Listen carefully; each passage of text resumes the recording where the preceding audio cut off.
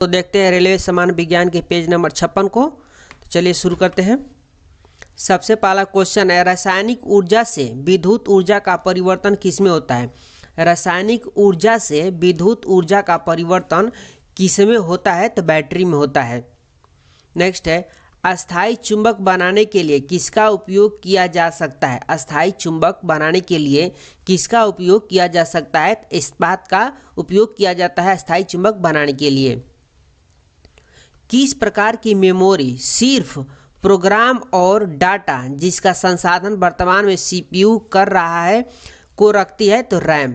किस प्रकार की मेमोरी सिर्फ प्रोग्राम और डाटा जिसका संसाधन वर्तमान में सीपीयू कर रहा है को रखती है? तो रैम। मोडेम किससे जोड़ा जाता है? तो मदरबोर्ड से जोड़ा जाता है। मोडेम को मदरबोर्ड से जोड़ा जाता है। मेढक के डिंभक यानी लार्वा को क्या कहते हैं? तो ट्रेडपोल कहा जाता है। मेढक के डिंभक यानी लार्वा को क्या कहा जाता है? तो ट्रेडपोल कहा जाता है। क्लोरोफिल में कौन सा तत्व विद्यमान रहता है? क्लोरोफिल में कौन सा तत्व विद्यमान रहता है? तो मैग्नीशियम यानी Mg विद्यमान रहता है। कोबाल्ट किस में पाया जाता है? कोबाल्ट किस में पाया जाता है? तो कोबाल्ट B12 में पाया जाता है। कोबाल्ट विटामिन B12 में पाया जाता है। कोढ़ यानी जिसको हम कोढ़िया बोलते हैं, कोढ़ एक बीमारी है जो होती है जीवाणु से। कोढ़ एक बीमारी है जो होती है जीवाणु से। किस रक्त वर्ग में कोई एंटीबॉडी नहीं होता है? किस रक्त वर्ग में कोई एंटीबॉडी नहीं होता है? तो AB रक्त वर्ग में कोई एंटीबॉडी नहीं पाया जाता है। कौन सा एसिड सिरके में पाया जाता है? कौन सा एसिड सिरके में पाया जाता है? एसिटिक एसिड सिरके में पाया जाता है। परमाणु रिएक्टर में प्रयुक्त भारी जल हैवी वाटर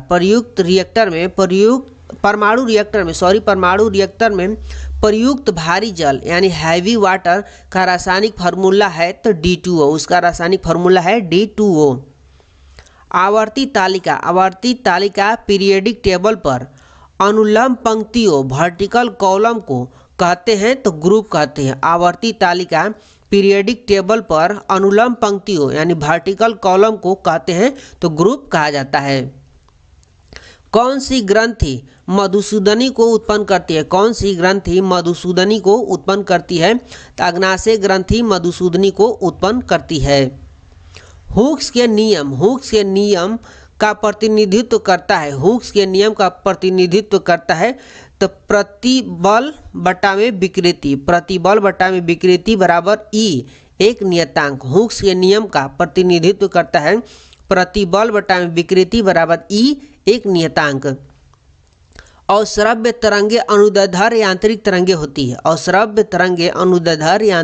होती है जिनकी आवृत्ति होती है 20 हर्ट्ज से कम। अश्रव्य तरंगे अनुदैर्ध्य यांत्रिक तरंगे होती हैं जिसकी आवृत्ति होती है 20 हर्ट्ज से कम। हार्ड डिस्क से हटाई गई फाइलें किस में भेजी जाती है? यानी जब किसी फाइल को हार्ड डिस्क में डिलीट किया जाता है तो वह रिसाइकल बिन में चला जाता है। HTTP का अर्थ है तो hyper text transfer protocol. HTTP का अर्थ है हाइपर टेक्स्ट ट्रांसफर प्रोटोकॉल। आनुवांशिकता नियंत्रण घटक के रूप में जीन शब्द किसके द्वारा दिया गया था? तो डार्विन के द्वारा दिया गया था। आनुवांशिकता नियंत्रण घटक के रूप में जीन शब्द का किसके द्वारा दिया गया था? तो डार्विन के दिया गया था। एंडोस्कोपी पेट या शरीर के आंतरिक भागों की जांच पड़ताल करने की एक तकनीक है। किस पर आधारित है? एंडोस्कोपी पेट या शरीर के आंतरिक भागों की जांच पड़ताल करने की एक तकनीक है। किस पर आधारित है? तो पूर्ण आंतरिक परावर्तन पर आधारित होता है एंडोस्कोपी। आनुवांशिकता के सिद्धांत जीनों के कार्य और विनिमय आदि का अध्ययन किसमें किया जाता है? आनुवांशिकता के सिद्धांत जीनों के कार्य और विनिमय आदि का अध्ययन किसमें किया जाता है? तो जेनेटिक्स में किया जाता है। किसे औषधि का जनक माना जाता है? किसे औषधि का जनक माना जाता है? तो हिप्पोक्रेटस को औषधि का जनक माना जाता है। हिप्पोक्रेटस को औषधि का जनक माना जाता है। कोशिका का कौन सा भाग आत्मघाती की थैला कहलाता है? कोशिका का कौन सा भाग आत्मघाती की थैला कहलाता है? तो लाइसोसोम को आत्मघाती का थैला कहा जाता है। एंजाइम किसके बने होते हैं? एंजाइम किसके बने होते हैं? तो एंजाइम प्रोटीन के बने होते हैं। इंसुलिन किसके द्वारा स्रावित महत्वपूर्ण हार्मोन है? इंसुलिन किसके द्वारा स्रावित महत्वपूर्ण हार्मोन है? तो अग्नाशय के द्वारा स्रावित महत्वपूर्ण हार्मोन है इंसुलिन। मानव शरीर में कौन सा पदार्थ 1 ग्राम खपत के बदले अधिकतम ऊर्जा उत्पन्न करता है?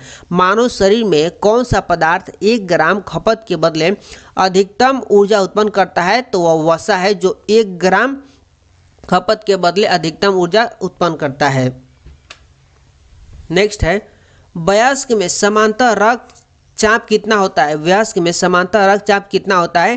तो 120/80 होता है। वयस्क में रक्तचाप 120/80 होता है।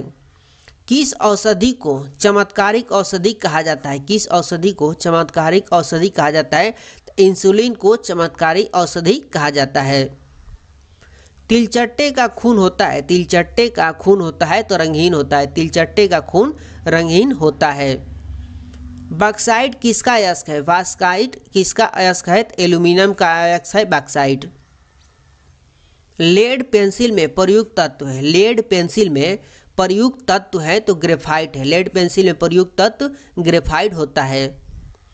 कौन सा संश्लिष्ट तंतु कृत्रिम सिल्क के रूप में जाना जाता है? कौन सा संश्लिष्ट तंतु कृत्रिम सिल्क के रूप में जाना जाता है? तो है नायलॉन।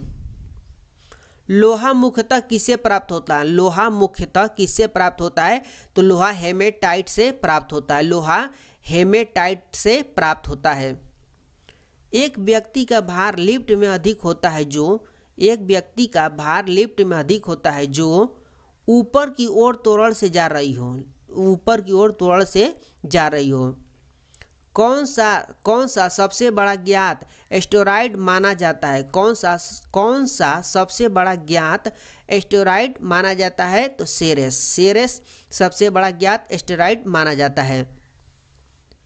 जब एक जहाज किसी नदी से सागर में प्रवेश करती है तब जब एक जहाज किसी नदी से सागर में प्रवेश करती है तब वह थोड़ा ऊपर उड़ जाता है, वह थोड़ा ऊपर उड़ जाता है। वायुमंडलीय दाब मापा जाता है, वायुमंडलीय दाब मापा जाता है तो बैरोमीटर से मापा जाता है। वायुमंडलीय दाब बैरोमीटर से मापा जाता है। नमकीन जल में उगने वाला पौधा क्या कहलाता है? नमकीन जल में उगने वाला पौधा क्या कहलाता है? तो हेलोफाइटस कहलाता है। नमकीन जल में उगने वाला पौधा हेलोफाइटस कहलाता है। किस ग्रह के चारों ओर वायुमंडल नहीं होता है? किस ग्रह के चारों ओर वायुमंडल नहीं होता है? तो वरुण ग्रह के चारों ओर वायुमंडल नहीं है। कोहरे में उपस्थित क्या है? कोहरे में उपस्थित क्या है जो एक शक्तिशाली नेत्र प्रदाहक है? प्रदाहक है। कोहरे में उपस्थित क्या है जो एक शक्तिशाली नेत्र प्रदाहक है? तो वह है सल्फर डाइऑक्साइड। Sulphur dioxide. अनुवांशिकता के अनुक्रम को अनुवांशिकी किसने कहा था? अनुवांशिकता के अनुक्रम को अनुवांशिकी किसने कहा था? तो W वाटसन ने कहा था। अनुवांशिकता के अनुक्रम को अनुवांशिकी W वाटसन ने कहा था। मलेरिया को किससे प्राप्त औषधि से उपचारित किया जा सकता है? मलेरिया को किससे प्राप्त औषधि से उपचारित किया जा सकता है? तो सिनकोना की छाल से। सिनकोना की छाल से मलेरिया को उपचारित किया जा सकता है। कपास तंतु प्राप्त किया जाता है, कपास तंतु प्राप्त किया जाता है तो बीज से। कपास तंतु बीज से प्राप्त किया जाता है। नेक्स्ट है, समुद्री जल साधारण नमक का मुख्य स्रोत है। यह किस प्रक्रिया द्वारा प्राप्त किया जाता है? समुद्री जल साधारण नमक का मुख्य स्रोत है। यह किस प्रक्रिया द्वारा प्राप्त किया जाता है? तो वाष्पीकरण प्रक्रिया द्वारा प्राप्त किया जाता है। हीरा रासायनिक रूप से है, हीरा रासायनिक रूप से है तो धातु कार्बोनेट। हीरा रासायनिक रूप से है धातु कार्बोनेट। वायुमंडल में सर्वाधिक प्रचुर गैस है, वायुमंडल में सर्वाधिक प्रचुर गैस है तो नाइट्रोजन। वायुमंडल में सबसे अधिक मात्रा में पाए जाने वाला गैस है तो नाइट्रोजन। खगोलीय इकाई किसकी मध्य औसत दूरी है? खगोलीय इकाई किसकी मध्य औसत दूरी है? तो पृथ्वी और सूर्य की, पृथ्वी और सूर्य की। कोहरा क्या है? कोहरा क्या है? तो कोहरा निम्न स्तरीय मेघ है, यानी निम्न स्तरीय बादल है।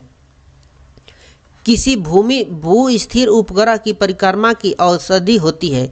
किसी भू स्थिर उपग्रह की परिक्रमा की अवधि होती है तो 24 घंटे होती है।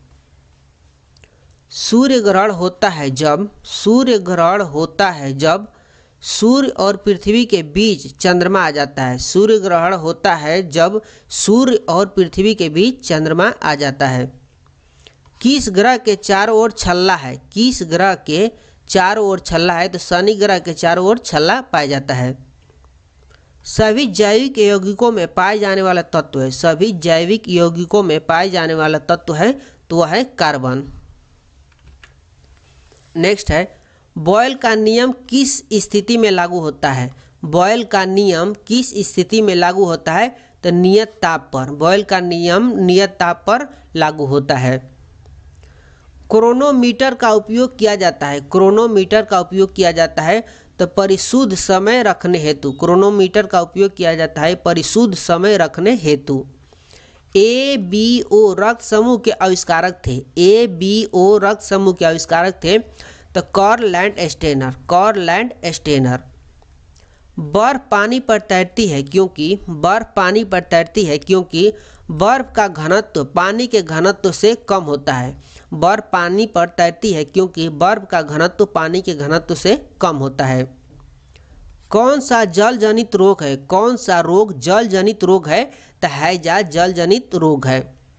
इस पेज में इतना ही था, मिलते हैं नेक्स्ट पेज 57 में, तब तक के लिए बाय बाय।